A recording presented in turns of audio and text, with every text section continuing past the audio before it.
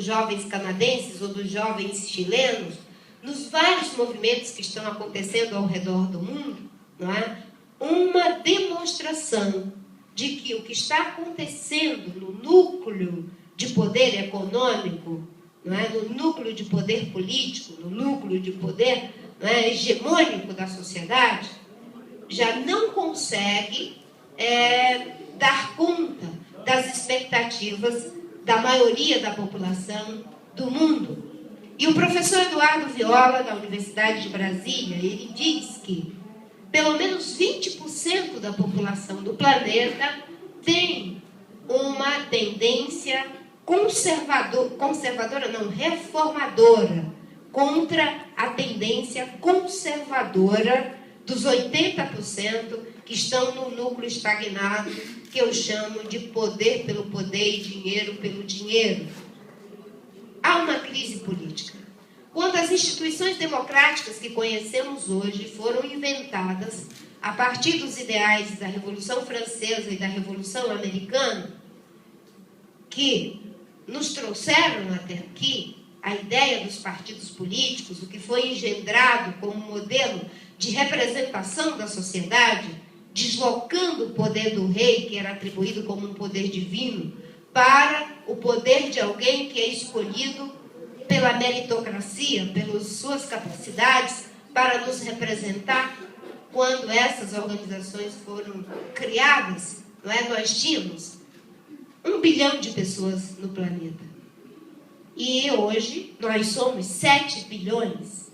Caminhamos até aqui com essas instituições, essas formas, modelos e visões, mas, na verdade, há claros indícios de que elas já não dão conta da complexidade da crise econômica, social, ambiental que estamos vivendo no mundo, e há um clamor por novas formas de realização da política, por uma nova cultura política, por nova visão, novos processos e novas estruturas. Há uma crise política. E há também uma crise de valores.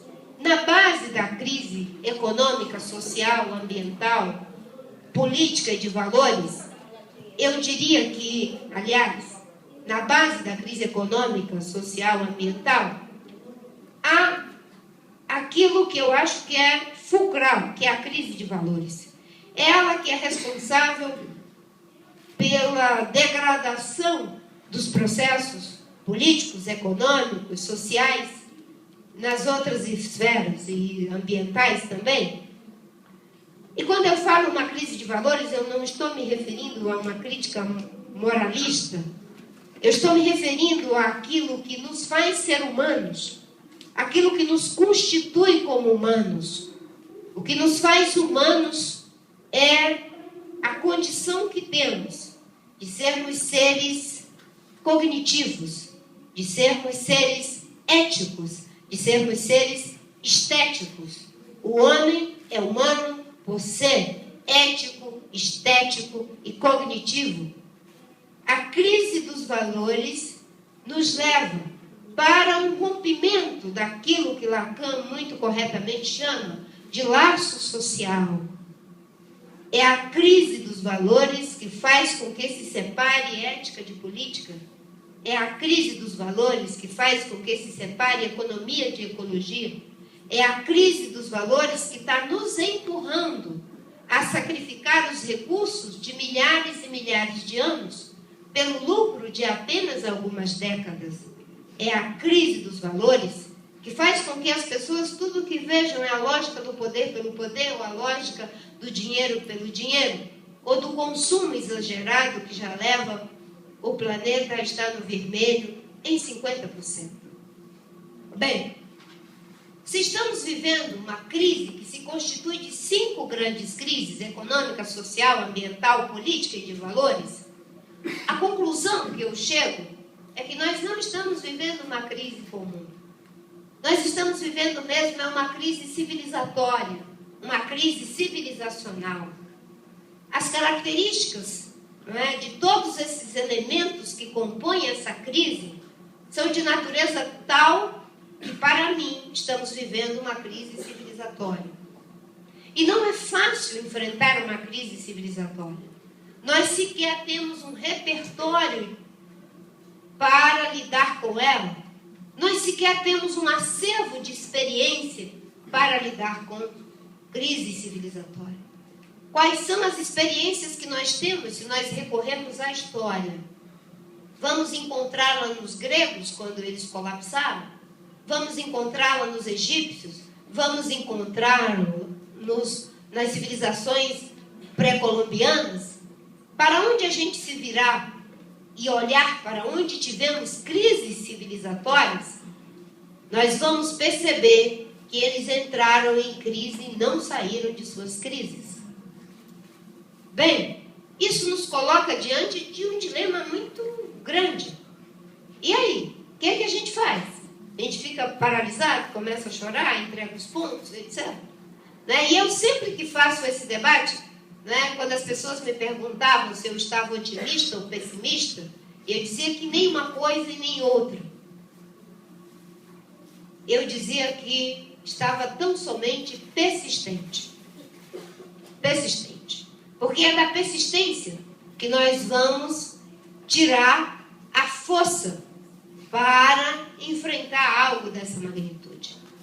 Qual é a diferença da crise que temos hoje com a crise que tiveram os romanos, que tiveram os gregos, os egípcios, os assírios e assim por diante?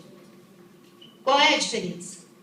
É que eu desconfio que eles não tinham consciência de que estavam numa crise civilizatória.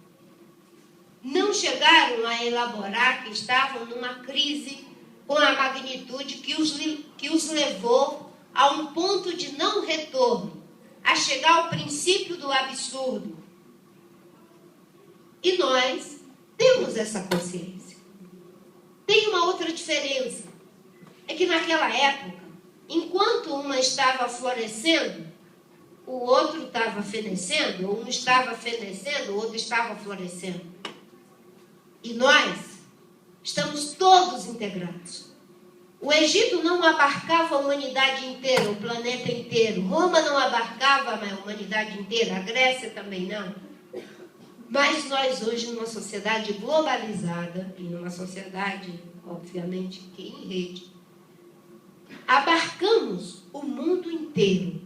E o índio mais isolado das cabeceiras do Alto Rio Envira, no Acre, que nunca teve contato com uma pessoa branca ocidental, está dentro dessa crise civilizatória. Essa é a diferença. Não há um lugar onde a gente possa se esconder, porque o problema das mudanças climáticas atinge a todos nós, em todos os lugares do mundo. Mas eu disse que nós temos a vantagem de ter consciência de que estamos vivendo uma crise com essa magnitude. Coisa que eu acho que eles não tinham. E para que queremos essa consciência? Obviamente que é para fazer um esforço de mudança de rota, ou seja, de mudança de modelo de desenvolvimento. Eu concordo que a sustentabilidade não é um adjetivo. O modelo de desenvolvimento sustentável, sair do modelo insustentável para um modelo sustentável, não é apenas uma questão de adjetivar um modelo ou outro. É uma categoria que precisa ser materializada historicamente em uma nova visão, em um novo processo, em novas estruturas.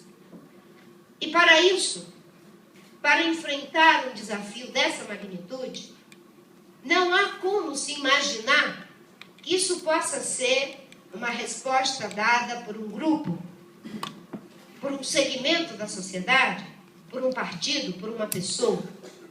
Essa é uma resposta que exige o esforço e a mobilização do que há de melhor da humanidade.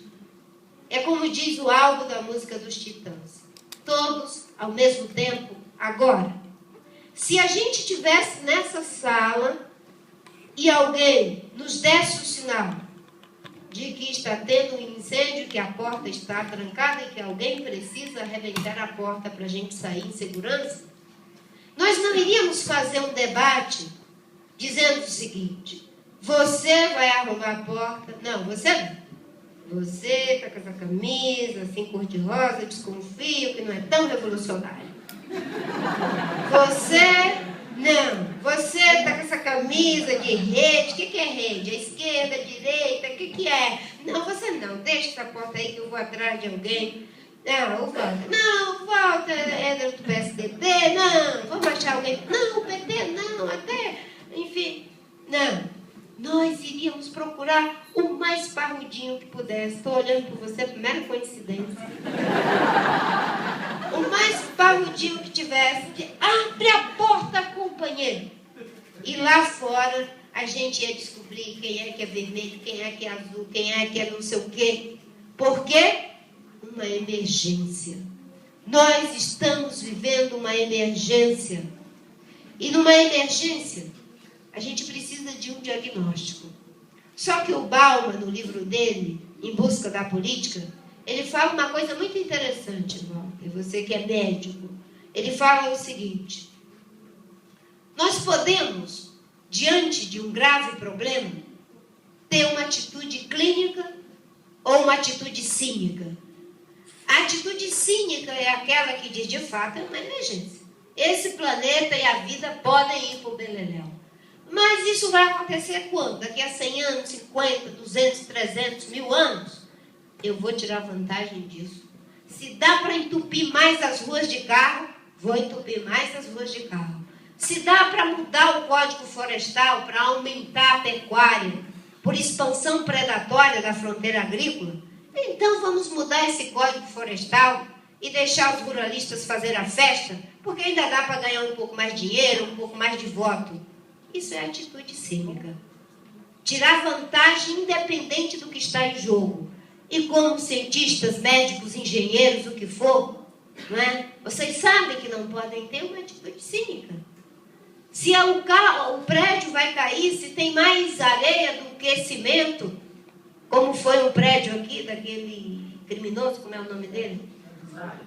Sérgio Nari, né? Um engenheiro sério, por mais que ele estivesse sendo bem pago, ele não poderia ter uma atitude cínica e dizer, olha, estou fora dessa obra, vou fazer um laudo, vou denunciar isso aqui porque eu tenho que ter uma atitude clínica. Né? Isso é atitude clínica.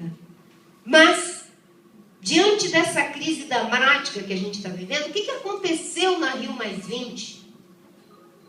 Em 92 foi estabelecido, graças ao alarme da ciência, a pressão